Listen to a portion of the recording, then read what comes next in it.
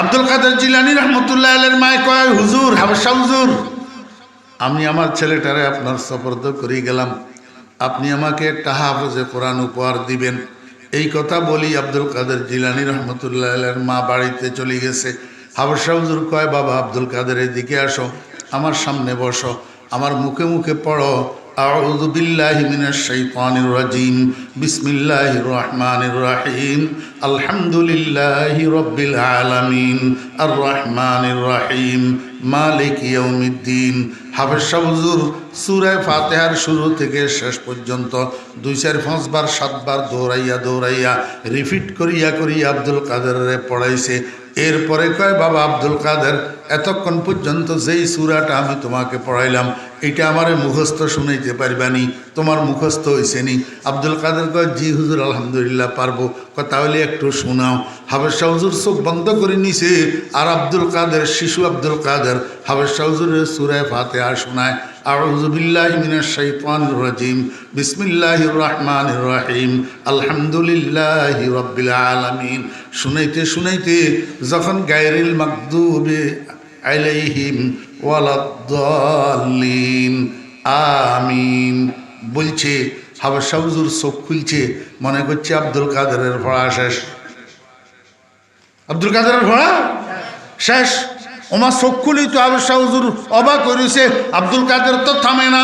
এবার আব্দুল কাদের কয়, বিসমিল্লাহির রহমানির রহিম, আলিফ লাম মিম, যালিকাল কিতাব লা রাইবা ফীহি হুদাল লিল মুত্তাকিন। আব্দুল কাদের আমিন বলে শেষ করে নাই, এখন সূরা বাকারার শুরু থেকে তেলাওয়াত শুরু করছে। হাফেজ হুজুর অবাক হয়ে তাকায় রয়েছে, আচ্ছা দেখি কদ্দুরা পড়ে কদ্দুরা যায়, দেখি না একটু। চুপ করে শুনে দিছে। আর শিশু আব্দুল কাদের চলছে তো চলছে গাড়ি, যাত্রা বাড়ি আর থামে না। আমার ভাইরা একেবারে 18 ফারাতে যাইয়া থামছে। কয় ফারাত? 18 ফারাত। হাফেজ হুজুর কয়, রে কে আসত? আব্দুল কাদেরের মারে একটু খবর দে। আব্দুল কাদেরের মা আসছে। হাফেজ হুজুর কয়, বোন আপনি কি কইলেন, বাস্তবতা কি? কয় হুজুর কি হয়েছে? কয় আপনি না কইলেন আপনার ফোলারে কোনো শিক্ষা প্রতিষ্ঠানে ভর্তি করেন নাই, কোনো ওস্তাদের সামনে বসান নাই, জীবনে সর্বপ্রথম আমার কাছে নিয়ে আসছেন। আমি জীবনের শুরুতে সর্বপ্রথম তারে সূরা ফাতিহাটা শুরু থেকে শেষ পর্যন্ত রিপিট করি 5-7 বার 10 বার পড়াইলাম। এরপরে সূরা ফাতিহাটা মুখস্থ আমারে শুনাইতে কইলাম। আমি চোখ বন্ধ করে শুনতেছি। সূরা ফাতিহা যখন শুনানি শেষ হয়েছে চোখ খুললাম, কিন্তু আপনার ছেলে তো তেলাওয়াত বন্ধ করল না।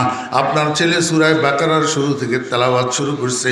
আমি মনে মনে চিন্তা করলাম, দেখি কতটুক যায় কতটুক পড়ে। আপনার ছেলে 18 পারাতে যাইয়া থামছে। এই 18 পারা কোরআন শরীফ আব্দুল কাদের আমারে মুখস্থ শুনাইয়া দিছে। এখন আপনার কথার সাথে মিলল না।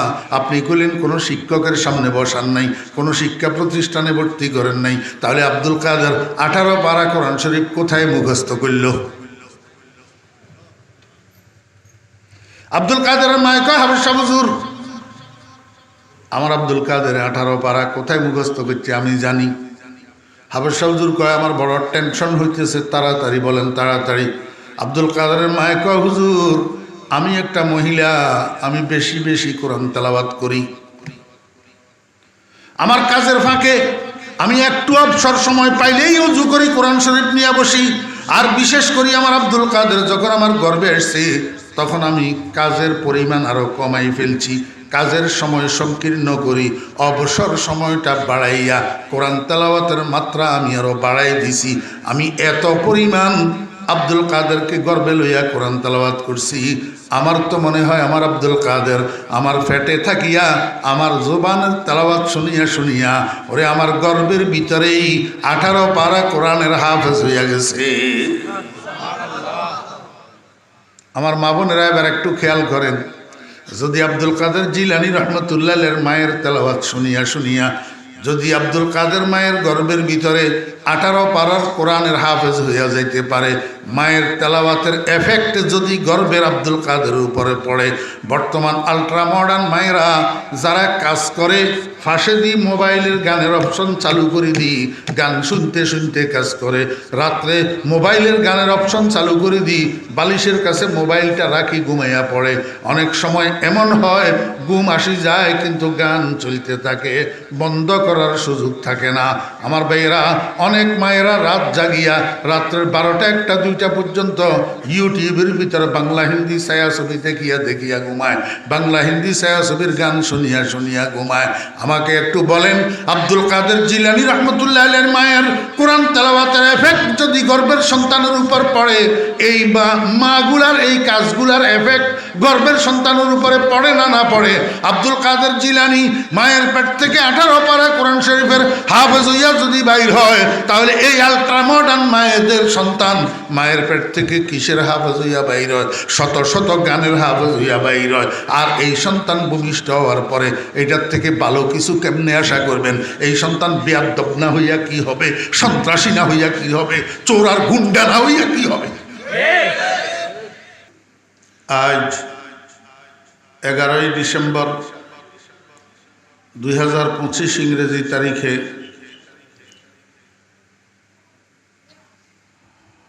নোয়াখালী বেগমগঞ্জ থানার অন্তর্গত চৌমুহনী হাজিপুর আদর্শ জনকল্যাণ ফাউন্ডেশনের উদ্যোগে আয়োজিত 3 দিন ব্যাপী এই মহতী তাফসিরুল কোরআন মাহফিলের আজ মধ্যবর্তী দিবসে আমাদেরকে অংশগ্রহণ করার তৌফিক দিয়েছেন। এই জন্য আমরা সবাই মহান রব্বুল আলামিনের শুকর আদায় করি, আলহামদুলিল্লাহ।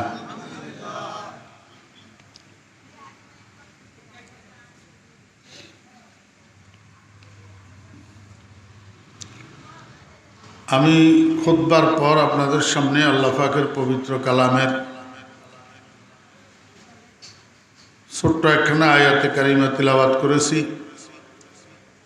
এবং সেই সাথে আমাদের সকলের প্রিয় নবী শফিউল মুজনবিন রহমতুল্লিল আলামিন জনাবে মুহাম্মদুর রাসূলুল্লাহ সাল্লাল্লাহু আলাইহি ওয়াসাল্লামের ছোট্ট একখানা হাদিস শরীফ পাঠ করেছি।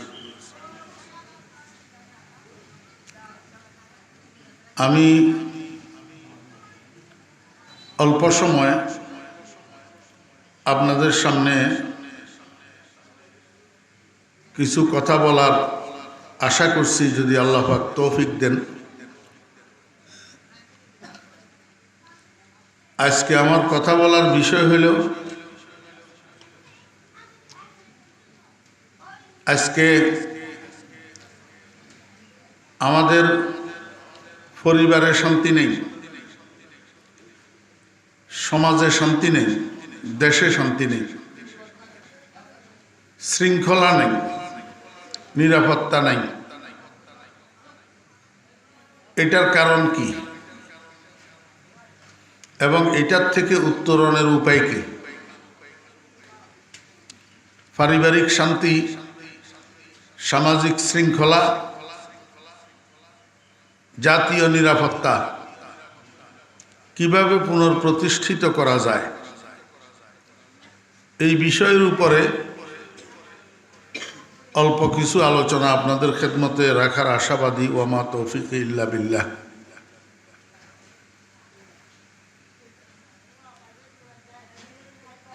সমাজে, দেশে যেই মানুষগুলা বসবাস করে, এই মানুষগুলা 3 বয়সের মানুষ। একটা বয়স হলো বাল্যকাল, আর একটা বয়স হলো যৌবনকাল, আর একটা বয়স হলো বৃদ্ধকাল।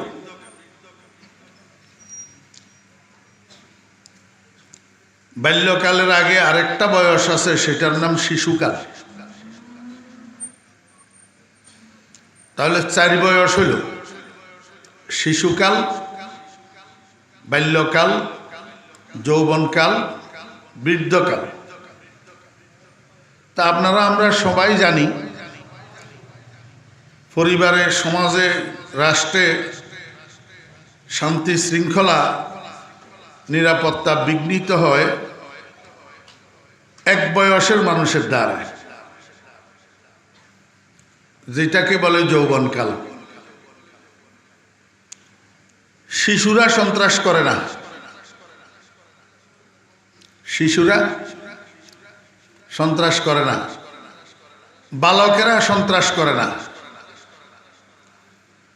বৃদ্ধরা সন্ত্রাস করে না,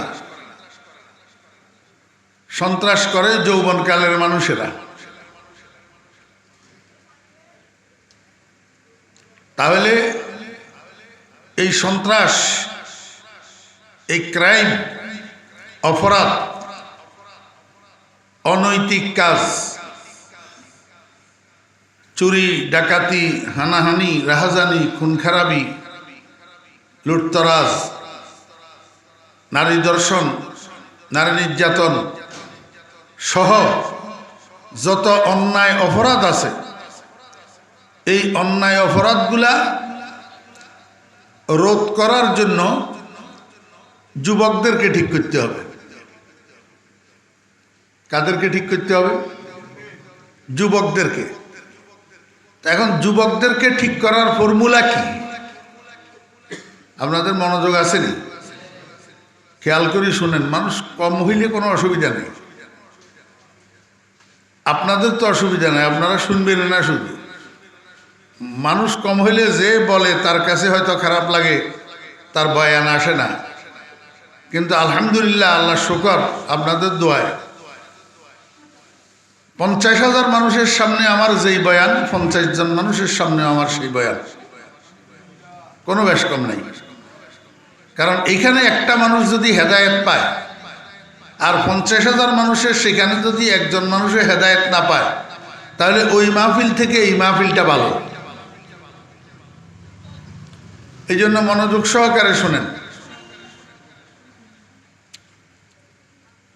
সমাজ ঠিক করার জন্য, রাষ্ট্র ঠিক করার জন্য যুবক ঠিক করতে হবে। কারণ শিশুরা, বালকেরা অন্যায় করে না, বৃদ্ধরা অন্যায় করে না, অন্যায় করে যুবকে।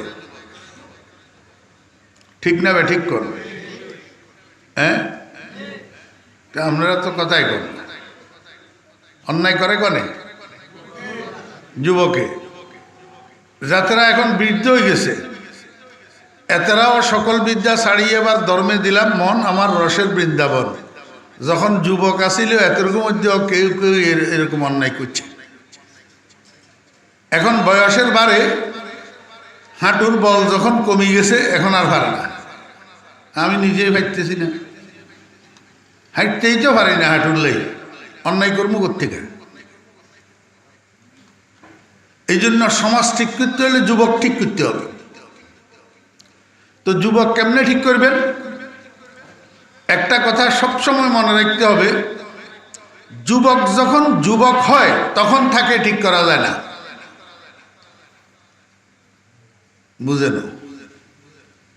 যুবক যখন যুবক হয় তখন তাকে ঠিক করা যায় না। যুবককে ঠিক করতে হবে শিশুকাল থেকে, বাল্যকাল থেকে। শিশুকাল থেকে, বাল্যকাল থেকে একটা শিশুকে, একটা বালককে যখন আপনি সঠিক তরিকায় গড়ে তুলবেন, তখন যুবক ঠিক হবে। একটা একটা একটা একটা করতে করতে পুরা যুব শ্রেণীটা ঠিক হবে। এই যুব শ্রেণীটা ঠিক হয়ে গেলে বস সমাজ ঠিক। বুঝছেন না? বুঝেন না? জি,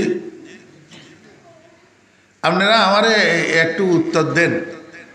এখানে দুই একজন যারা আব্বা আছেন বিবাহিত, আপনারা কনে কনে চান আমার ছেলেটা চোরক, আমার ছেলেটা ডাকাইত, আমার ছেলেটা মদদি হোক, আমার ছেলেটা জুয়ারি হোক, আমি বাসে বাসে পকেট মারি, আমার ছেলেটা আমার মতো পকেট মারি হোক। এটা কনে কনে চান? হ্যাঁ, কেউ চায়নি?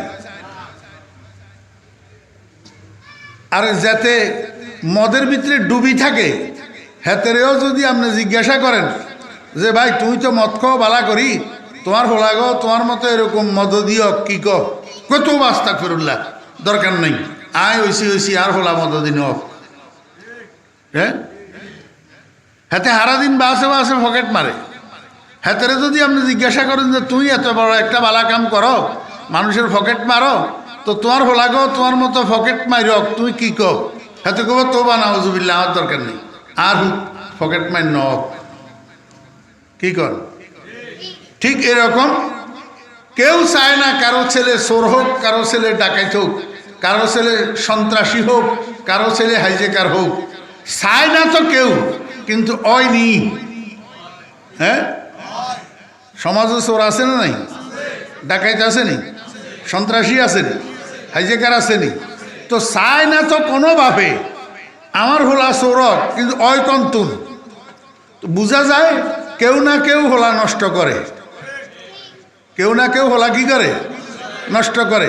এখন আপনি যদি সামাজিক শান্তি প্রতিষ্ঠা করতে চান, জাতীয় নিরাপত্তা প্রতিষ্ঠা করতে চান, যদি সামাজিক শৃঙ্খলা প্রতিষ্ঠা করতে চান, তাহলে এতের করে ঠিক করতে হইব, এতের করে চিহ্নিত করতে হইব যারা হোলা নষ্ট করার কারিগর।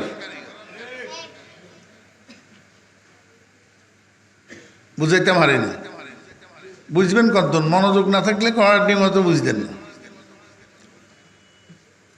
আগে চিনতে হইব সন্তান নষ্ট করার কারিগর কারা। সন্তান নষ্ট করার কারিগর 4 জন। কয়জন? 4 জন। 1 নম্বর হইল মা। 1 নম্বর মা। এখন মাইকের আওয়াজে আমার মা বোনেরা বাসা বাড়ি থেকে বয়ান শুনলে এবার আমার উপরে মনে কষ্ট নিব, কব হুজুরে এইটা কিয়া কইল? কোরআন হাদিসের ভিতরে আল্লাহ আল্লাহ রাসূল মার ফজিলত এত বেশি বয়ান করছে, মার হক, মার অধিকার, আর হুজুরে কয় বলে মা বলে সন্তান নষ্ট করার কারিগর। আমি যদি বুঝাই দিতাম নোহারি, তাহলে আমি আপনার জুতার বাড়ি খেতে হতো এর। আর যদি বুঝাই দিতাম হারি, তাহলে আমার কথা কেন মানবেন না? সন্তান নষ্ট করে 4 জনে, এই 4 জনের প্রথম হইল মা। প্রথম মা। কেন? বাকি 3 জনের সন্তান নষ্ট করে সন্তান ভূমিষ্ঠ হওয়ার পর। দেখা পাইলে না নষ্ট করে, দেখা পাইবার আগে নষ্ট করব নি? কিন্তু মায়ের সন্তান নষ্ট করে ফেটে থাকতে, মায়ের সন্তান নষ্ট করে ভূমিষ্ঠ হওয়ার পর না, শুধু মায়ের সন্তান নষ্ট করা শুরু হয় সন্তান ফেটে থাকতে থেকে।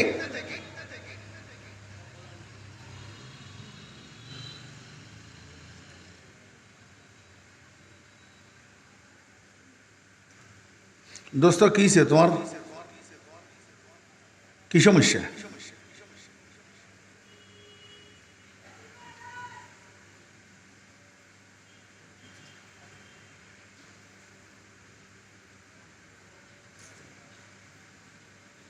তোরগুলো রফিকুল্লাহ আফসারির দরকার, এই সিটিং মিটিং কয়জন, এই তোরগুলো এখানে কম দরকার। তোরা বালা কথার মানুষ।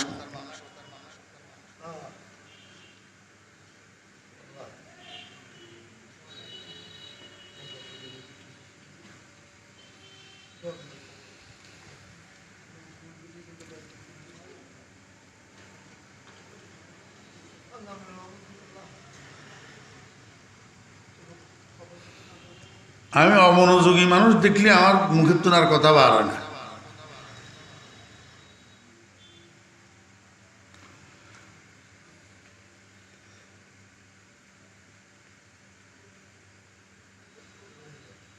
মায়ের সন্তান নষ্ট করে কখন?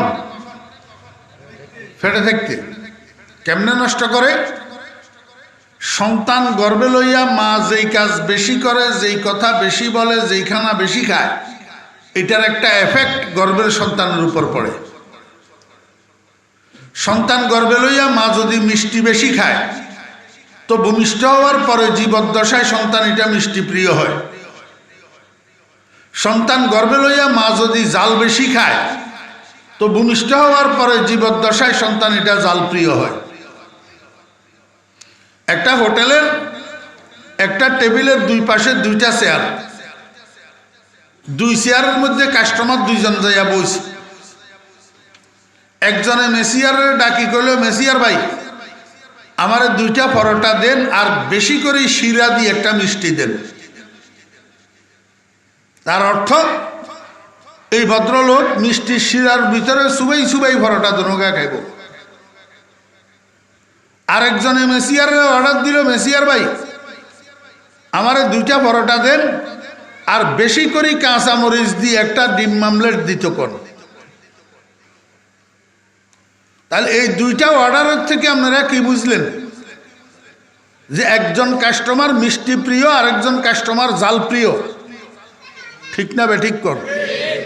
এমনি দেখতে শুনতে দুজন একরকম ন, কেউ তো চোখ 3 নাকি না কান 4 ব্যাজ্ঞান এক ন, কিন্তু রুচি ভিন্ন। রুচি ভিন্ন, একের হুবহু তাই। এ দেখবেন রাস্তার উপরে মানুষ বেগুন আড়ে, যে বেগুনের চোখ কান হাত ট্যাং বেগুন একরকম, কিন্তু গতি ভিন্ন, রুচি ভিন্ন।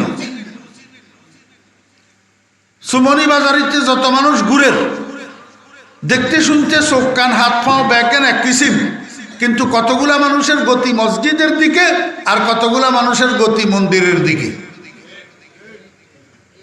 গতি সমান নেই। মসজিদের দিকে গতিকার ইমানদারের, আর মন্দিরের দিকে গতিকার বেঈমানের। মাইলে মোমেন সোয়ে মসজিদ মিশাওয়াদ, মাইলে মোমেন সোয়ে মসজিদ মিশাওয়াদ, মাইলে হিন্দু সোয়ে মন্দির মিশাওয়াদ। দেখতে শুনতে একরকম, কিন্তু গতি ভিন্ন। আল্লাহু আকবার। দেখতে শুনতে একরকম, কিন্তু রুচি ভিন্ন। রুচি ভিন্ন। একজনের রুচি হলো মিষ্টি, আরেকজনের রুচি হলো জাল। ঠিক তদ্রুপ একজনের রুচি হলো ওয়াজ মাহফিল, আরেকজনের রুচি হলো নাটকের অনুষ্ঠান। রুচি। বাসের ভিতরে উঠছে প্যাসেঞ্জার, একজনে কয় সুপারভাইজার সাহেব একটা গানের ক্যাসেট লাগান। আরেকজনে কয় এই সুপারভাইজার খবরদার, এই গাড়ির মধ্যে কোনো গান বাজতে পারবে না, যদি থাকে ওয়াজের ক্যাসেট লাগা। আরেকজনে কয় এই সুপারভাইজার এখানে কোনো ওয়াজ কোনো গান কিচ্ছু চলবে না, আমরা ঘুমামো, কোনো ক্যাসেট লাগাইও না। রুচি একরকম না ভিন্ন? আল্লাহু আকবার। কেউ রাত্রে 3টা পর্যন্ত মোবাইল টিভি ইউটিউব চালাই, ফ্রি ফায়ার খেলি, ফেসবুক চালাই, রাত্রে 3টা বাজে ঘুম যায়। আর কেউ রাত্রে 3টা বাজে ঘুমে তুন উঠি ঠান্ডা পানি দিয়ে অজু করি, তাহাজ্জুদের মুসল্লায় দাঁড়া। বেশ কম আছে না নাই? রুচি বেশ কম, গতি বেশ কম। আল্লাহ। সিফাতে নফসামা শাহওয়াতে গুজিদন, সিফাতে দিলহামাতাত বেকারদান। একজনের রুচি হলো আল্লাহর সমস্ত নাফরমানির মধ্যে ডুবি থাকা, আর একজনের রুচি হলো আল্লাহর সমস্ত বন্দেগীর ভিতরে ডুবি থাকা। রুচি বেশ কম আছে না নাই? কিন্তু মা এক কইগার হেডে তুন বার হইছে, মা এক কইগার হেডে তুন বার হইছে। ইজ্ঞা হাটাজারি মানুষ তুন এপ্তা পড়িয়ায় মুফতি সাহেব হইছে, আর ইজ্ঞা সন্ত্রাসের গডফাদার। হেড এক কইগা তুন বার হইছে। গতি বেশ কম, রুচি বেশ কম।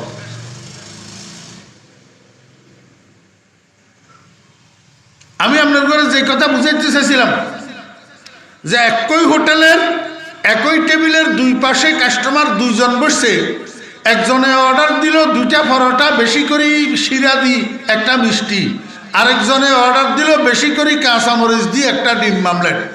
কারণটা কি? রুচির ভিন্নতা।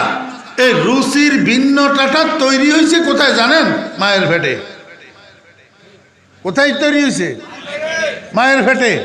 মা হলা জিয়ারে হেডিতে লই জাল বেশি খাইছে, হিয়া জাল প্রিয় হয়েছে, অনগা হিয়া বেশি কাঁচা মরিচ দিয়ে ডিম মামলেট তোয়ার। মা হলা জিয়ারে হেডিতে লই মিষ্টি বেশি খাইছে, হিয়া মিষ্টি প্রিয় হয়েছে, অনগা হিয়া বেশি শিরা দি মিষ্টি তোয়ার।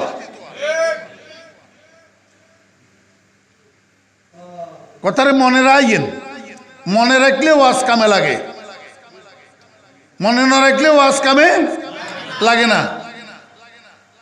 মা সন্তান গর্বে লই যেই কাজ বেশি করে, যেই খানা বেশি খায়, যেই কথা বেশি কয়, যেই কথা বেশি শুনে, এটার একটা এফেক্ট গর্বের সন্তানের উপর পড়ে।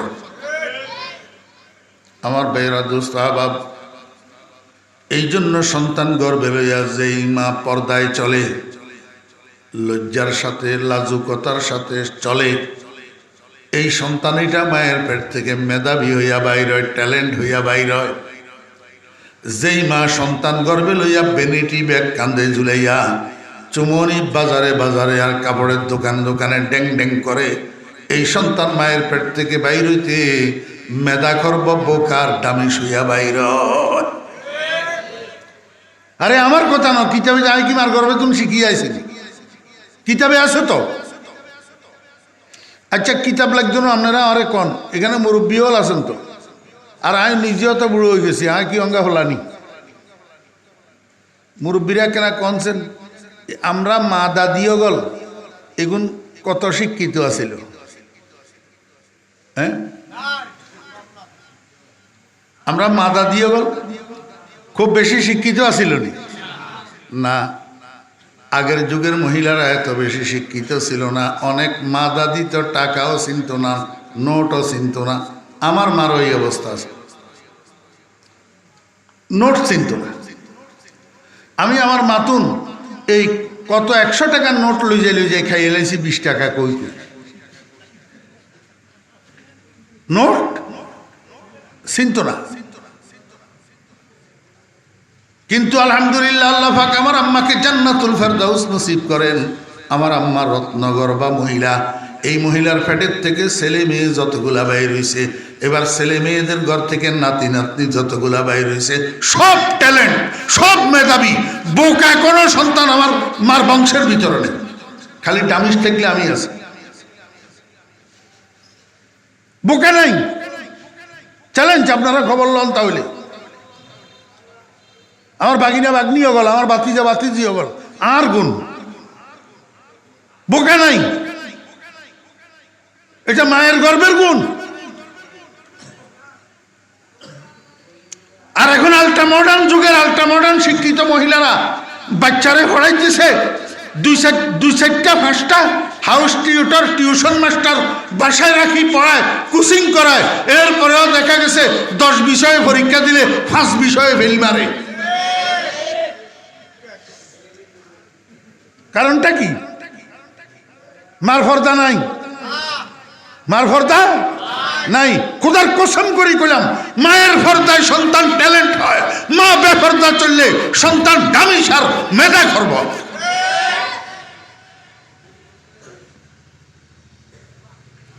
আমি এই জন্য আমার সারা বাংলাদেশের মাহফিলগুলাতে বলিয়া বেড়াই, আমার ভাইয়েরা বোনেরা যারা বিবাহ করছেন, যখন দেখবেন আপনাদের সন্তান গর্ভে ধারণ করছে, এই সন্তান গর্ভে ধারণ করা অবস্থায় স্বামী স্ত্রী বাসার মধ্যে ঝগড়া করবেন না, একে অপরকে গালাগালি করবেন না, বাসার মধ্যে মারামারি করবেন না, একে অপরকে মারধর করবেন না। যদি সন্তান গর্ভে থাকা অবস্থায় এগুলা করেন, তো ভূমিষ্ঠ হওয়ার পরে আপনার এই সন্তান বেয়াদব ছাড়া আর সন্ত্রাসী ছাড়া আর কিছু হবে না।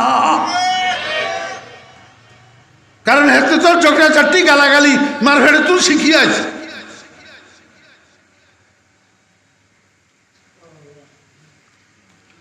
बुअद पाकी जाती नत पाके किरदार, बुअद पाकी जाती नत पाके किरदार, जना ज़ादा नबाशुद जुज़ ज़नाकार, ज़े मर्दुम सग ज़े सग मर्दुम नज़ायद, ज़े गुंदुम जाओ ज़े जाओ गुंदुम नयायद, गोले अमराज हक़दर वए ना हुफ्ता, ज़े गुलज़ारे खलीलुल्लाह शे गुफ्ता। अल्लाह হযরত ইউসুফ আলাইহিস সালামের জুলেখা হাপ্তনখানার মধ্যে নিয়ে আবদ্ধ করি ইউসুফ আলাইহিস সালামের কাছে যৌন কামনা নিবারণের আবদার জানায়। নাউজুবিল্লাহি মিন যালিক। হযরত ইউসুফ আলাইহিস সালামের কাছে জুলেখা জিনা ব্যভিচারের আবেদন করে। হযরত ইউসুফ আলাইহিস সালাম কয়, জুলেখা তুমি বুঝো নাই, তুমি আমাকে চিনতে ভুল করছো। আমার আব্বার নাম ইয়াকুব, তিনি একজন নবী। আমার দাদার নাম ইসহাক, তিনি একজন নবী। আমার পরদাদার নাম ইব্রাহিম, তিনি একজন নবী। আমি ইব্রাহিমের নবুয়তের বাগানের পবিত্র ফুল, এমন পবিত্র ফুলের কাছে তুমি জেনাবে বিচারের মতো অপবিত্র কাজের কামনা করতে পারো না, আবদার করতে পারো না। তোমার এই কামনা কসমিন কালেও পুরা হবে না, কারণ মানুষের পেট থেকে মানুষ জন্ম নেয়, কুকুর জন্ম নেয় না। কুকুরের পেট থেকে কুকুরের বাচ্চা জন্মায়, মানুষের বাচ্চা জন্মায় না। ধানের ছড়ার ভিতরে ধান পাওয়া যায়, গম পাওয়া যায় না। গমের ছড়ার মধ্যে গম পাওয়া যায়, ধান পাওয়া যায় না। মা বাপ যদি পবিত্র হয়, সন্তান কোনোদিনও পবিত্র হয় না। আর মা বাপ যদি অপবিত্র হয়, সন্তান চরিত্রবান হয় না। বুয়াদ পাকি জাতি নত পাকে কিরদার, জেনা জাদা নবাশদ জুজ জেনা কার। যে মরদম সগ যে সগ মরদম নাজায়দ, যে গুন্দম যাও যে যাও গুন্দম নায়ায়দ। গোলে আমরা যে হাকদার হয় না হুফতা, যে গুলজারে খলিলুল্লাহ সে গুফতা। আব্দুল কাদের জিলানী রহমতুল্লাহ নাম শুনছেন নি আপনারা? জি, হযরত বড় পীর সাহেব রহমতুল্লাহ আলাইহি কত উঁচা পায়ার মানুষ ছিলেন, এটা আমি আপনাদেরকে বুঝাইতে পারবো না। আব্দুল কাদের জিলানী রহমতুল্লাহ মকাম কত উঁচা ছিল, আজকে ফজর পর্যন্ত বয়ান করলেও শেষ হবে না। মুরিদি লা তাখাফ আল্লাহু রাব্বি আতানি রিফাতান নিলতুল মালি, ওয়া কুল্লু ওয়ালিয়িন আলা কদমি ওয়া ইন্নী আলা কদমিন নবিয়্যি বদরিল কামালি। দারাস্তুল ইলমা হাত্তা সিরতু কুতবান ওয়া নিলতু সা'দা মিন মাওলাল মাওয়ালি। এই কথাগুলো আব্দুল কাদের জিলানী রহমতুল্লাহ আলাইহির আমি অনুবাদ করতেছি না, শুধু পড়লাম ওলামায়ে কেরামরা যাতে বুঝে। আমার ভাইয়েরা, দোস্ত আবাব, এমন কথা আব্দুল কাদের জিলানীর মুখ ছাড়া আর কারো মুখের থেকে বাইর হবে যে এমন মায়ের পোলা দুনিয়াতে জন্ম নেয় নাই। দারাস্তুল ইলমা হাত্তা সিরতু কুতবান ওয়া নিলতু সা'দা মিন মাওলাল মাওয়ালি, ওয়া কুল্লু ওয়ালিয়িন আলা কদমি ওয়া ইন্নী আলা কদমিন নবিয়্যি বদরিল কামালি। আল্লাহু আকবার। আব্দুল কাদের জিলানী রহমতুল্লাহ আলাইহির বয়স যখন 6 বছর, ওনার জীবনের মধ্যে কিতাবের মধ্যে লিখে আব্দুল কাদের জিলানী রহমতুল্লাহ আলাইহির বয়স যখন 6 বছর, ওনার আম্মা ওনাকে নিয়ে গেছে একটা হাফেজিয়া মাদ্রাসায়।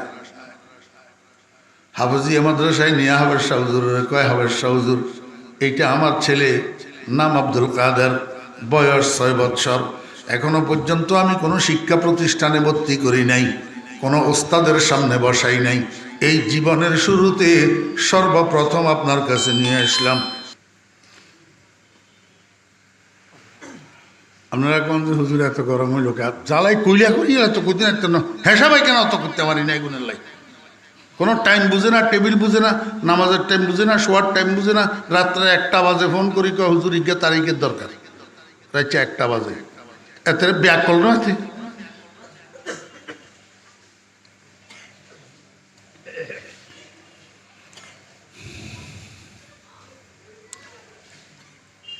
মনে আছে না ভুলে গেছেন? মনে আছে।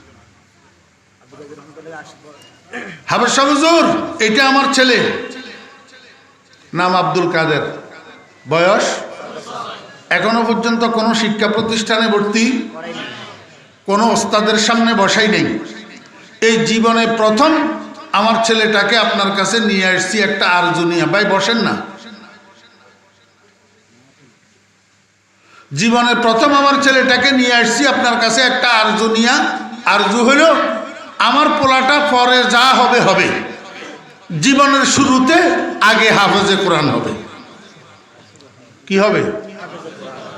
আমরা করতে হুত নাই, নাতি নাই, আপনারা মুসলমান ন, এই আরজু আপনার বুক আছে, আপনার বড় বুক আছে, আইয়ে নাকা। আমার ভাইয়েরা, দোস্ত আবাব, সমস্ত মুসলমান মায়েরা যদি এই আরজু করত, আমার ছেলে পরে ইঞ্জিনিয়ার হবে, ডাক্তার হবে, মুফতি হবে, মুহাদ্দিস হবে, জজ হবে, ব্যারিস্টার হবে, তাতে কোনো অসুবিধা নাই, কিন্তু জীবনের শুরুতে আমার ছেলেটাকে আমি হাফেজে কোরআন বানাবো, এটা আমার আরজু। এই আরজু যদি সমস্ত মায়ের কাছে থাকতো, আজকে প্লেনের পাইলটগুলা হাফেজে কোরআন হইতো, রেলগাড়ির ড্রাইভারটা হাফেজে কোরআন হইতো, ওই সুপ্রিম কোর্টের পিপিটা হাফেজে কোরআন হইতো, আমার বাংলাদেশের প্রধান বিচারপতি হাফেজে কোরআন হইতো, আমরা জজগুলা হাফেজে কোরআন হইতো। যদি মুসলমান মায়েরা এই আরজু করতো, আমার ছেলে জীবনের শুরুতে হাফেজে কোরআন হবে,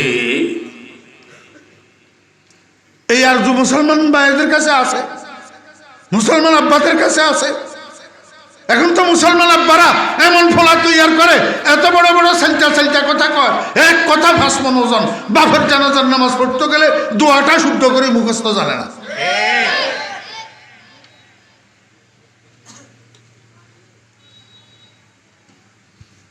বাপজিয়ার জানাজা উঠতে গেছে, হিয়ায়ও হিয়ার বাপেরে ঠকাইছে। বাপজিয়ার জানাজা উঠতে গেছে, হিয়ায়ও হিয়ার বাপেরে ঠকাইছে, দোয়া ছাড়া জানাজার নামাজ হরি চলিয়ে আছে। অন হেবেড়া মরছে, হেবেড়ার উঠিও হেবেড়ারে ঠকার, দোয়া ছাড়া জানাজার নামাজ হরি চলিয়ে গেছে। এই ঠকঠকা চলতে আছে ঠকঠকা। দুনিয়ার বান্দ্রামি ব্যাজ্ঞান শিখাইতো আরে হলারে, দুনিয়ার বান্দ্রামি ব্যাজ্ঞান শিখতো আরে হলায়, বিতিরের নামাজের দোয়ায় কোন উদ্দেশ্য শুদ্ধ করি মুখস্থ করতে হারে না। মুসলমানের হোলা, মুসলমান নামের কলঙ্ক।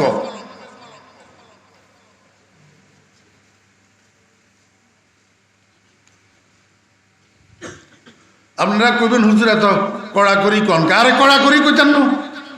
ক্যান্সার ইঞ্জিন ধরলে এটা মলম লাগাইলে ক্যান্সার ভালো হইতো না, কাড়িয়া লাগিয়ে লাগবে, নইলে ক্যান্সার সারা শরীরে ছড়াই যাবে।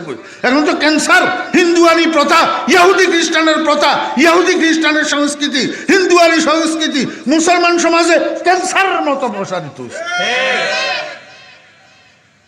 মুসলমানের হোলারা মুসলমানি কি জিনিস বুঝে না, দুর্গা পূজা বুঝে।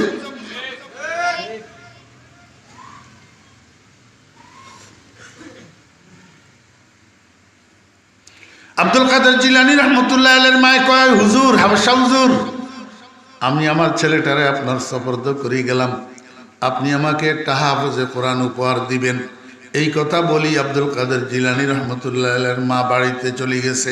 হাবশা হুজুর কয়, বাবা আব্দুল কাদের এদিকে আসো, আমার সামনে বসো, আমার মুখে মুখে পড়ো, আউযু বিল্লাহি মিনাশ শাইতানির রাজিম, বিসমিল্লাহির রহমানির রহিম, আলহামদুলিল্লাহি রাব্বিল আলামিন, আর রহমানির রহিম, মালিক ইয়াউমিদ্দিন।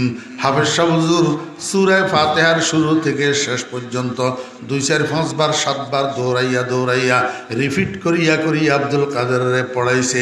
এরপরে কয়, বাবা আব্দুল কাদের, এতক্ষণ পর্যন্ত যেই সূরাটা আমি তোমাকে পড়াইলাম এটা আমারে মুখস্থ শুনাইতে পারবানি, তোমার মুখস্থ হয়েছে নি? আব্দুল কাদের কয়, জি হুজুর আলহামদুলিল্লাহ পারবো। তাহলে একটু শোনাও। হাফেজ হুজুর চোখ বন্ধ করে নিছে, আর আব্দুল কাদের, শিশু আব্দুল কাদের হাফেজ হুজুরের সূরা ফাতিহা শোনায়। আউযু বিল্লাহি মিনাশ শাইতানির রাজিম, বিসমিল্লাহির রহমানির রহিম, আলহামদুলিল্লাহি রাব্বিল আলামিন।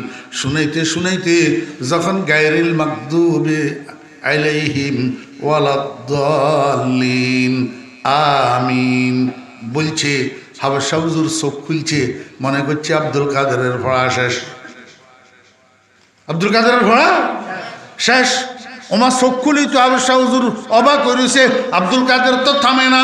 এবার আব্দুল কাদের কয়, বিসমিল্লাহির রহমানির রহিম, আলিফ লাম মিম, যালিকাল কিতাব লা রাইবা ফীহি হুদাল লিল মুত্তাকিন। আব্দুল কাদের আমিন বলে শেষ করে নাই, এখন সূরা বাকারার শুরু থেকে তেলাওয়াত শুরু করছে। হাফেজ হুজুর অবাক হয়ে তাকায় রয়েছে, আচ্ছা দেখি কদ্দুরা পড়ে কদ্দুরা যায়, দেখি না একটু। চুপ করে শুনে রয়েছে। আর শিশু আব্দুল কাদের চলছে তো চলছে গাড়ি, যাত্রা বাড়ি আর থামে না। আমার ভাইরা একেবারে 18 ফারাতে যাইয়া থামছে। কয় ফারাত? 18 ফারাত। হাফেজ হুজুর কয়, রে কে আসত? আব্দুল কাদেরের মারে একটু খবর দে। আব্দুল কাদেরের মা আসছে। হাফেজ হুজুর কয়, বোন আপনি কি কইলেন, বাস্তবতা কি? কয় হুজুর কি হয়েছে? কয় আপনি না কইলেন আপনার ফোলারে কোনো শিক্ষা প্রতিষ্ঠানে ভর্তি করেন নাই, কোনো ওস্তাদের সামনে বসান নাই, জীবনে সর্বপ্রথম আমার কাছে নিয়ে আসছেন। আমি জীবনের শুরুতে সর্বপ্রথম তারে সূরা ফাতিহাটা শুরু থেকে শেষ পর্যন্ত রিপিট করি 5-7 বার 10 বার পড়াইলাম। এরপরে সূরা ফাতিহাটা মুখস্থ আমারে শুনাইতে কইলাম। আমি চোখ বন্ধ করে শুনতেছি। সূরা ফাতিহা যখন শুনানি শেষ হয়েছে চোখ খুললাম, কিন্তু আপনার ছেলে তো তেলাওয়াত বন্ধ করল না। আপনার ছেলে সূরা বাকারার শুরু থেকে তেলাওয়াত শুরু করছে। আমি মনে মনে চিন্তা করলাম, দেখি কতটুক যায় কতটুক পড়ে। আপনার ছেলে 18 পারাতে যাইয়া থামছে। এই 18 পারা কোরআন শরীফ আব্দুল কাদের আমারে মুখস্থ শুনাইয়া দিছে। এখন আপনার কথার সাথে মিলল না। আপনি কইলেন কোনো শিক্ষকের সামনে বসান নাই, কোনো শিক্ষা প্রতিষ্ঠানে ভর্তি করেন নাই, তাহলে আব্দুল কাদের 18 পারা কোরআন শরীফ কোথায় মুখস্থ করল? আব্দুল কাদেরের মায় কয়, হাফেজ সাহেব হুজুর, আমার আব্দুল কাদের 18 পারা কোথায় মুখস্থ করছে আমি জানি। হাফেজ সাহেব হুজুর কয়, আমার বড় টেনশন হইতেছে, তাড়াতাড়ি বলেন তাড়াতাড়ি। আব্দুল কাদেরের মায় কয়, হুজুর আমি একটা মহিলা, আমি বেশি বেশি কোরআন তেলাওয়াত করি। আমার কাজের ফাঁকে আমি একটু অবসর সময় পাইলেই ওযু করি, কোরআন শরীফ নিয়ে বসি। আর বিশেষ করে আমার আব্দুল কাদের যখন আমার গর্বে আসছে, তখন আমি কাজের পরিমাণ আরো কমাই ফেলছি। কাজের সময় সংকীর্ণ করি, অবসর সময়টা বাড়াইয়া কোরআন তেলাওয়াতের মাত্রা আমি আরো বাড়াই দিছি। আমি এত পরিমাণ আব্দুল কাদেরকে গর্বে লইয়া কোরআন তেলাওয়াত করছি। আমার তো মনে হয় আমার আব্দুল কাদের আমার ফেটে থাকিয়া আমার জবানের তেলাওয়াত শুনিয়া শুনিয়া ওরে আমার গর্বের ভিতরেই 18 পারা কোরআনের হাফেজ হইয়া গেছে। আমার মা বোনেরা এবার একটু খেয়াল করেন, যদি আব্দুল কাদের জিলানী রহমতুল্লাহের মায়ের তেলাওয়াত শুনিয়া শুনিয়া যদি আব্দুল কাদের মায়ের গর্বের ভিতরে 18 পারার কোরআনের হাফেজ হইয়া যাইতে পারে, মায়ের তেলাওয়াতের এফেক্ট যদি গর্বের আব্দুল কাদের উপরে পড়ে, বর্তমান আলট্রা মডার্ন মায়েরা যারা কাজ করে ফাঁসে দিই মোবাইলের গানের অপশন চালু করে দিই, গান শুনতে শুনতে কাজ করে। রাত্রে মোবাইলের গানের অপশন চালু করে দিই, বালিশের কাছে মোবাইলটা রাখি, ঘুমাইয়া পড়ে। অনেক সময় এমন হয় ঘুম আসি যায় কিন্তু গান চলতে থাকে, বন্ধ করার সুযোগ থাকে না। আমার ভাইয়েরা, অনেক মায়েরা রাত জাগিয়া রাত্রের 12টা 1টা 2টা পর্যন্ত ইউটিউবের ভিতরে বাংলা হিন্দি ছায়াছবি দেখিয়া দেখিয়া ঘুমায়, বাংলা হিন্দি ছায়াছবির গান শুনিয়া শুনিয়া ঘুমায়। আমাকে একটু বলেন, আব্দুল কাদের জিলানী রহমতুল্লাহ আলাইহির মায়ের কোরআন তেলাওয়াতের এফেক্ট যদি গর্ভের সন্তানের উপর পড়ে, এই বা মাগুলার এই কাজগুলার এফেক্ট গর্ভের সন্তানের উপরে পড়ে না না পড়ে? আব্দুল কাদের জিলানী মায়ের পেট থেকে 18 পারা কোরআন শরীফের হাফেজ হইয়া যদি বাইর হয়, তাহলে এই আলট্রা মডার্ন মায়েদের সন্তান মায়ের পেট থেকে কিসের হাফেজ হইয়া বাইর হয়? শত শত গানের হাফেজ হইয়া বাইর হয়। আর এই সন্তান ভূমিষ্ঠ হওয়ার পরে এটার থেকে ভালো কিছু কেমনে আশা করবেন? এই সন্তান বেয়াদব না হইয়া কি হবে? সন্ত্রাসী না হইয়া কি হবে? চোর আর গুন্ডা না হইয়া কি হবে? হ্যাঁ, পরের দিন ফলার মেট্রিক পরীক্ষা,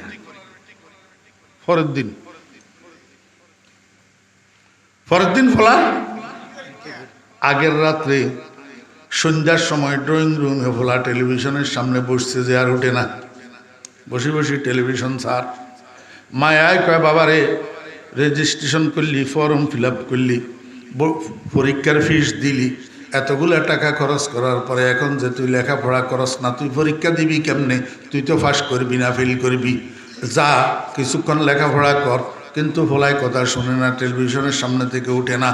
রাত্রে যখন 10টা বাজছে, এইবার মায়ে কয় যে বাবা এখন আর পড়ার দরকার নেই, যা উঠি 4টা খাইয়া ঘুমা। ফজরের সময় মোল্লায় আজান দিলে তখন ঘুম থেকে উঠি কিছু লেখাপড়া করিস, তাহলে অন্তত কিছু লিখতে পারবি, ফাঁসের নম্বরটা আনা যাবে। তাও ফোলা উঠে না। এখন বিরক্ত ওই মাই কি করছে, রুমের সুইচ বোর্ডের কাছে গেছে, সুইচ বোর্ডের কাছে যাইয়া 2টা সুইচ অফ করছে। একটা হলো টেলিভিশনের সাথে বিদ্যুতের সংযোগের সুইচ, যেটা এটা দিছে বন্ধ করি। আর একটা হলো ড্রয়িং রুমের লাইটটা বন্ধ করে দিয়েছে, যাতে ড্রয়িং রুমটা অন্ধকার হইয়া যায়, ফোলা যেন উঠে চলে যায়। আমার ভাইয়েরা, উল্টা হয়েছে কাজ।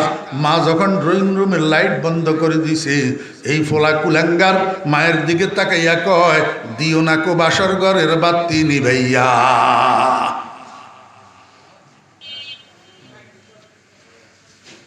যেগুনে ঠোঁটেইতে আসনি আইয়ের এগুনে তা হায়া সরম নাই, যেগুনে ঠোঁটেইতে আসনি আইয়ের এগুনে তা হায়া সরম নাই। কোন সুসন্তানের মুখ থেকে মায়ের জন্য এই কথা বাইর হয়? হ্যাঁ, আস্তাগফিরুল্লাহ, লা হাওলা ওয়ালা কুওয়াতা ইল্লা বিল্লাহ। মেট্রিক পরীক্ষার্থী একটা ফোলার বয়স কত? হয় না,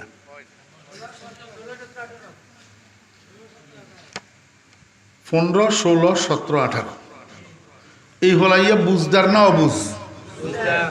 বালেক না না বালেক? এখন এই ফোলা যদি মায়ের দিকে তাকাইয়া এই কথা কয়, মা বেচারি এটা টলারেট করতে পারবো নি? টলারেট করতে পারত না। যা হওয়ার তা হয়েছে। এই কথা কর্ণগোচর হওয়ার সাথে সাথে মায়ের মাথায় এসছে চক্কর, মাথা ঘুরাই ঠাস করেই পড়ছে ফ্লোরের উপর। এই তো বাসার মধ্যে হইচই শুরু হয়ে গেছে। কেউ বাটিতে করি পানি লইয়া দৌড়ার, মুখের উপরে পানির ঝাপটাদের, আরেকজনে সরিষার তেল আনি পায়ের তালুতে হাতের তালুতে সরিষার তেল মালিশ করে, আরেকজনে 4 কাপের মধ্যে সরিষার তেল আর পানি মিক্স করে গুলি মাথার মধ্যে মালিশ করে। কারণটা কি? বেহুশ হয়ে গেছে। তো কি হয়ে গেছে? বেহুশ হয়ে গেছে। আমার বেহেরা দোস্ত বাপ, আমি রুমের থেকে বাইরে হইলাম, ওই ছেলে এইটার ইমিডিয়েট ছোট বোন একটা আছে, এটারে জিজ্ঞেস করলাম কিরে বাসার মধ্যে কি হয়েছে? মানে আমার একটা আঙ্কেল, ভাইয়ার যে আগামীকাল মেট্রিক পরীক্ষা, ভাইয়া তো পড়তে বসে না, শুধু টেলিভিশনের সামনে বসে থাকে। মা বারবার তাকে বলে কিন্তু মায়ের কথা শোনে না। রাত্রে যখন 10টা বাজে মা উঠে যেতে বলছে খানা খাওয়ার জন্য, তাও ওঠে না। এবার ড্রয়িং রুমের লাইট অফ করে দিয়েছে মা যখন ড্রয়িং রুমের লাইট অফ করছে, ভাইয়া মায়ের দিকে তাকাইয়া কয় দিও না কোবা স্বর্গের বাতি নিভাইয়া। এই কথা শোনার সাথে সাথে মা মাথা চক্কর দিয়া ফ্লোরের উপরে পড়ে গেছে, বেহুশ হয়ে গেছে। আমি আস্তে আস্তে সেদিকে আগাইলাম। ইত্যবসরে মহিলা এটার হোঁসা এসছে, চোখ খুলছে, আমারে সামনে দেখি কয় ভাইয়া দেখলেন নি ফলায় আমারে কি কইল? আরে আজকের কথা নো মিয়া, অনেক বছর আগের কথা, যখন টাচ মোবাইল আবিষ্কার হয় নাই, ডিভিডির যুগ, বিসিআরের যুগ যেটা ছিল, আমরা ফোলারা বাজারের মধ্যে ভিডিও দোকান দিত। এখন তো ভিডিও দোকান নাই, এখন তো ভিডিও মোবাইলে ঢুকে গেছে পকেটে, আর ভিডিও দোকান লাগে না। তখন ফোলারা ভিডিও দোকান দিয়া ভিডিওর ব্যবসা করত। ডিভিডি সেট যুগ, এত বড় বড় সিনেমার ক্যাসেট, বাংলা সিনেমার, হিন্দি সিনেমার ক্যাসেট ডিভিডি মেশিনের ভিতরে ঢুকাইয়া, এই ডিভিডি মেশিনের কানেকশন টেলিভিশনের লগে লাগাইলে টেলিভিশনের মধ্যে পূর্ণ দৈর্ঘ্য ছায়াছবি 3 ঘন্টা পর্যন্ত দেখায়। এগুলা চাইতো মানুষে ঘরে ঘরে, এগুলা মা কয় না না লাগে যে আপনারা কিছু দেখেন না লাগে, খালি একজন আয় দেখছি লাগে। হ্যাঁ,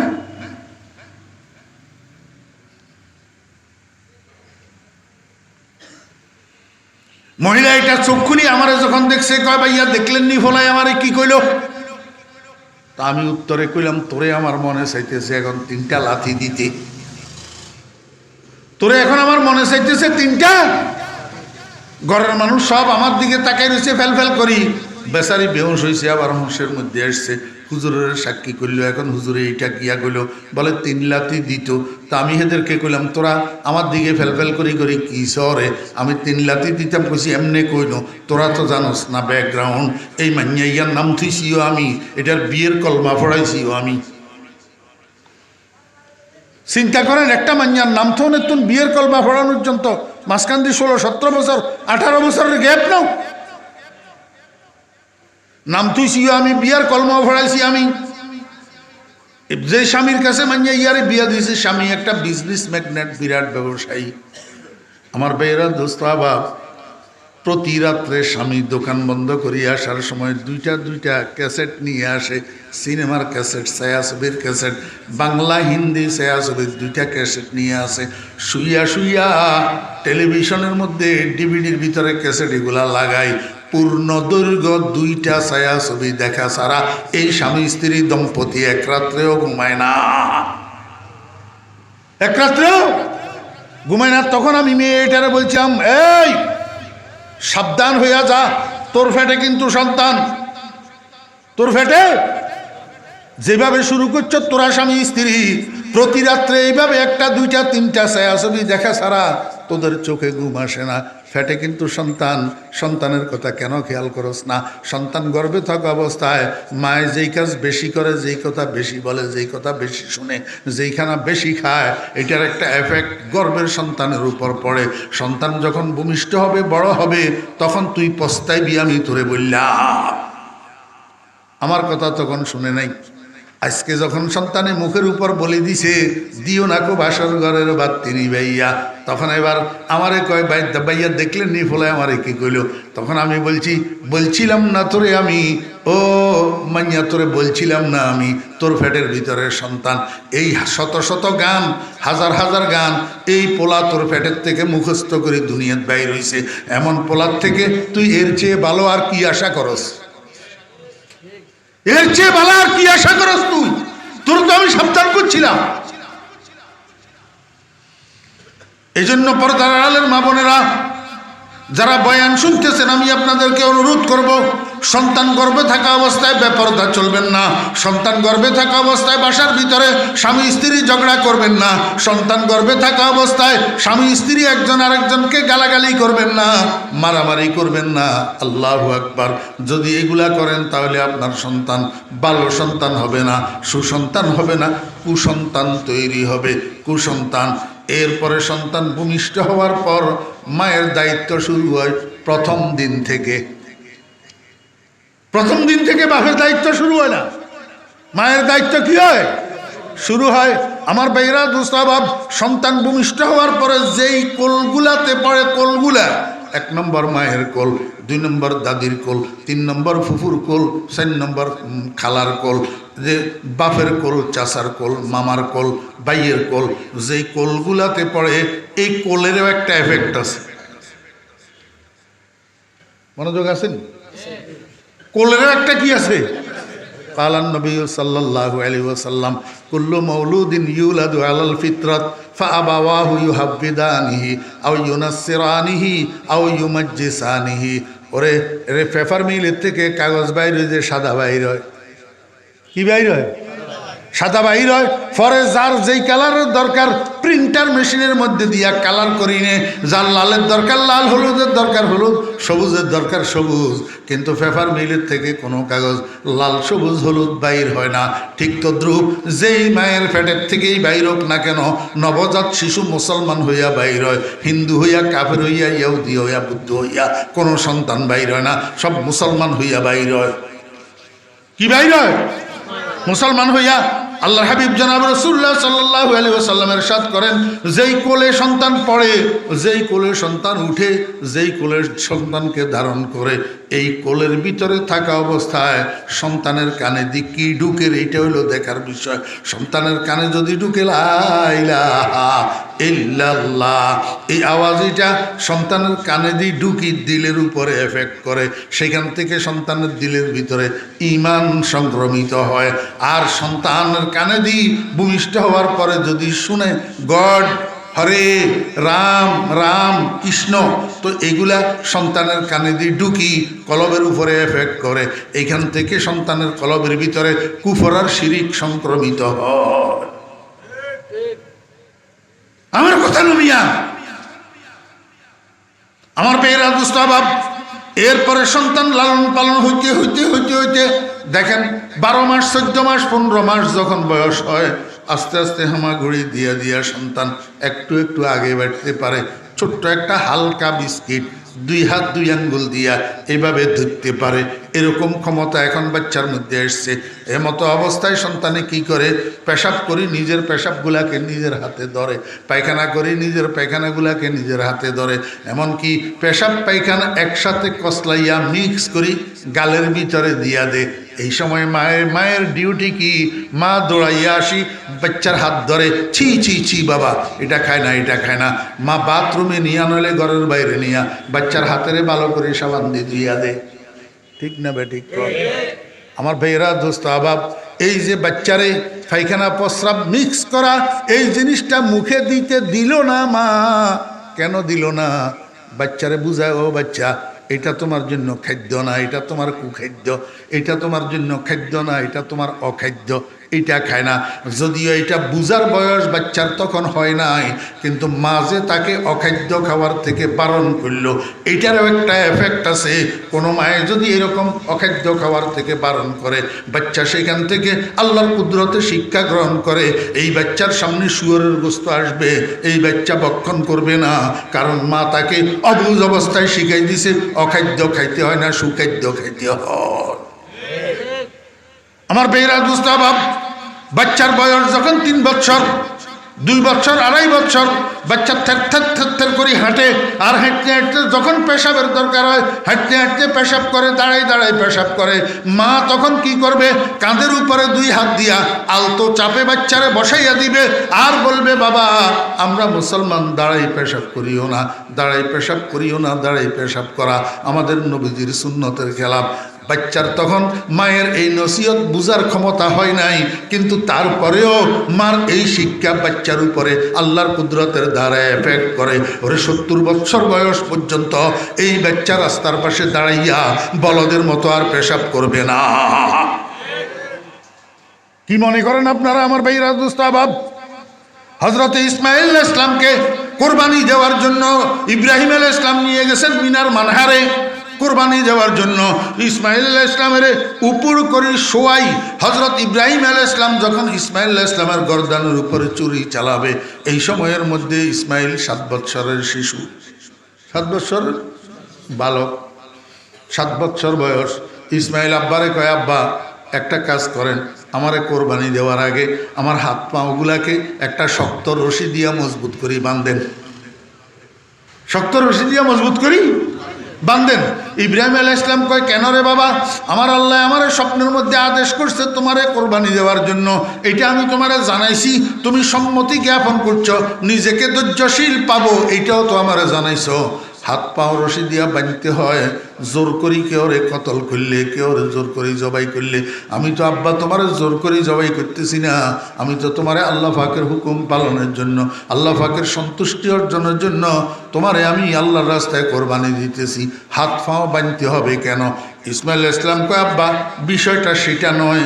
কয়, কি বিষয়? কয়, আমিও তো মানুষ, আপনি যখন আমার গর্দানের উপরে ছুরি চালাইবেন আমি একটু ব্যথা পাবো, ব্যথা পাইতে গেলে ব্যথার চোটে আমি একটু নড়াচড়া করব, একটু লাফালাফি সাইড্ডি করব। এই সাইড্ডি করতে যাইয়া আমার পাও যদি আপনার শরীর মোবারকের সাথে লাগে, আপনি তো আমার আব্বা, আমি তো আপনার সন্তান, আমার পাও আপনার শরীর মোবারকের সাথে লাগলে আমার বেয়াদবি হইয়া যাবে, বেয়াদবি।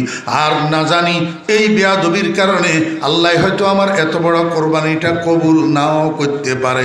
এই জন্য বলতেছি আব্বা, আমার বেয়াদবি যেন না হয়, আমার পাও যেন আপনার শরীরের সাথে না লাগে, আমার হাত পাওগুলাকে একটু বাঁধি দেন। আপনারা কিতাব দেখেন, ঐতিহাসিকেরা লিখতেছে 7 বছরের ইসমাইল পিতৃত্বের মর্যাদা কোথায় শিখলো?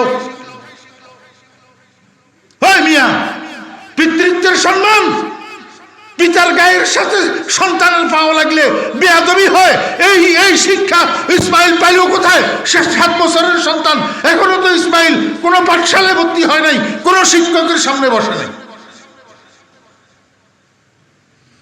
না মক্তব কি কারামত থি, না ফয়জানে নবুয়ত থা, ना मक्तब की करामत थी ना फैजान नबूवत था, सिखाया किसने इस्माइल को आदाब फरजंदी, सिखाया किसने इस्माइल को आदाब बेफरजंदी। আমার ভাইরা দোস্তাবাব, ঐতিহাসিকেরা আমাদের মনীষীরা লিখতেছেন, ইসমাইল এই শিক্ষা কোনো শিক্ষকের থেকে পায় নাই, কোনো পাঠশালা কোনো শিক্ষা প্রতিষ্ঠান থেকে পায় নাই, বরং উনার আম্মাজান হজরতে হাজরা আলাইহিস সালামের কোলে পাইছে। কারণ মায়ের কোলটাই হলো একটা সন্তানের জীবনের প্রথম পাঠশালা। এই মায়ের কোলে সন্তান ভালো শিক্ষা যদি পায় তাহলে সন্তান মানুষের মতো মানুষ হয়, মায়ের কোলে সন্তান যদি ভালো শিক্ষা না পায় তাহলে সন্তান মানুষের মতো মানুষ হয় না।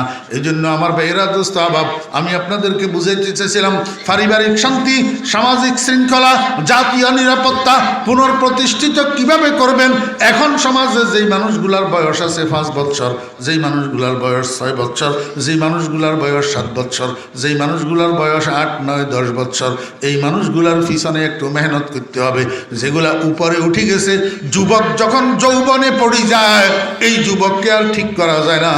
যুবককে ঠিক করার জন্য 5 বছর বয়স থেকে মেহনত করে আসতে হয়, তারপরে যাইয়া যুবক অরিজিনালিটির উপরে গড়ে উঠে।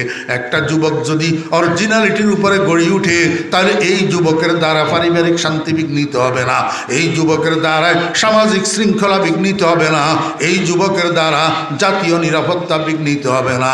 এবার বন্ধুরা, ভাইয়েরা, মুসলমানেরা, রাস্তা দুইটা আছে, একটা জেনারেল আর একটা অ্যারাবিক। একটা জেনারেল আর একটা অ্যারাবিক।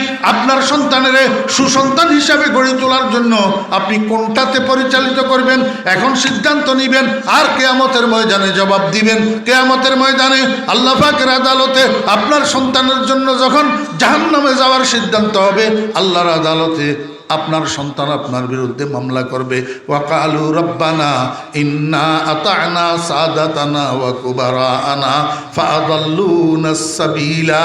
রব্বুল আলামিন, আমি তো অনুসরণ করছিলাম আমার বড়দের, আমি তো অনুসরণ করছিলাম আমার কর্তাদের।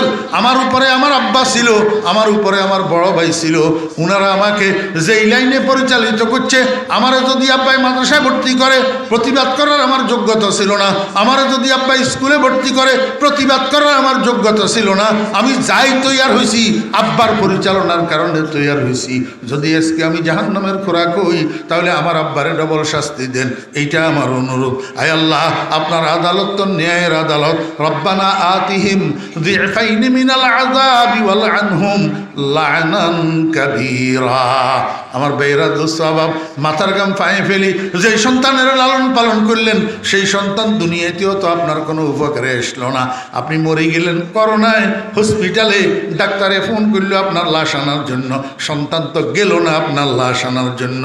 আপনি সন্তানের বিয়ে শাদী করালেন, ছেলে মেয়ে হইল, এখন সন্তান বউ বাচ্চা লইয়া ফ্ল্যাট বাড়িতে আরামে থাকে, আর আপনারে পাঠাইল বৃদ্ধাশ্রমে।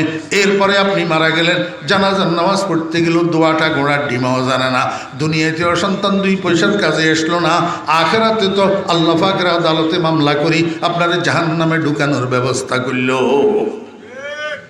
আল্লাহু আকবার। আল্লাহ পাক আমাদেরকে বুঝার এবং আমল করার তৌফিক দান করেন। ও ভাইয়েরা, এখনো সময় আছে।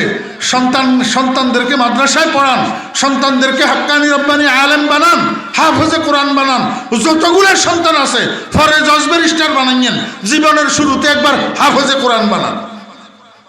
ওয়া আখিরু দাওয়ানা আনিল হামদুলিল্লাহি রাব্বিল আলামিন ওয়া সাল্লাল্লাহু তাআলা আলা খাইরি খালকিহি মুহাম্মাদিন ওয়া আলিহি ওয়া সাহবিহি আজমাইন। আসসালামু আলাইকুম ওয়া রাহমাতুল্লাহি ওয়া বারাকাতুহু।